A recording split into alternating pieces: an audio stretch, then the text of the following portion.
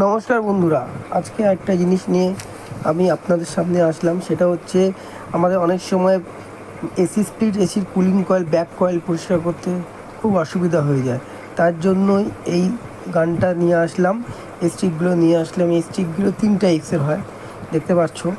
দেন এই গান দিয়ে আমরা মেশিন সার্ভিস করছি। এটা হচ্ছে মিডিল বা একটু লম্বা গান, সেটা দিয়ে কুলিং কয়েল ফ্রন্ট কয়েলটা পরিষ্কার করা হচ্ছে। খুব ভালো এক্সপিরিয়েন্স, কিন্তু মনে রাখতে হবে এই গানটা দিয়ে স্পেশালি পরিষ্কার করার সময় যে প্রেশার, জলের প্রেশারে তুমি যখন মেশিনটা বন্ধ করবে, কিন্তু কুলিং কয়েলে আঘাত আনার একটা প্রবাবিলিটি থাকবে।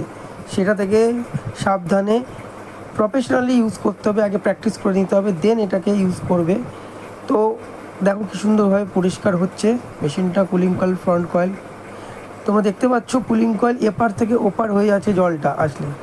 এরপরে দেখো রানার ভালো করে পরিষ্কার করা হচ্ছে।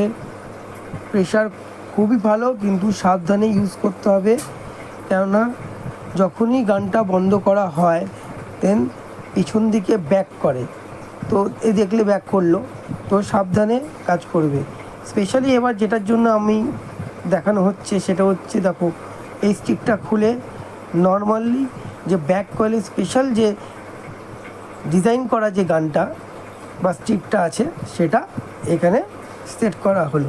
দেন ব্যাক কয়েলটা খুব ভালো করে পরিষ্কার করা হচ্ছে আর কমফোর্টেবলি করা হচ্ছে, যেটা আমরা আগে নর্মাল গান দিয়ে হতো না, বা প্রেশার থাকতো না এই গানের বা এই পাম্পে। বা এটা আমি টোটাল লাইনের পাম্প ইউজ করেছি, পাম্পের প্রেশারও খুব ভালো আর গানটা সাপোর্টও করেছে। আর মিনিমাম তুমি যদি ফল সিলিং 2 থেকে 3 ইঞ্চিও হয় কোনো অসুবিধা নেই, গান ঢুকে গিয়ে ব্যাক কয়েলে ভালোভাবে ক্লিন করবে।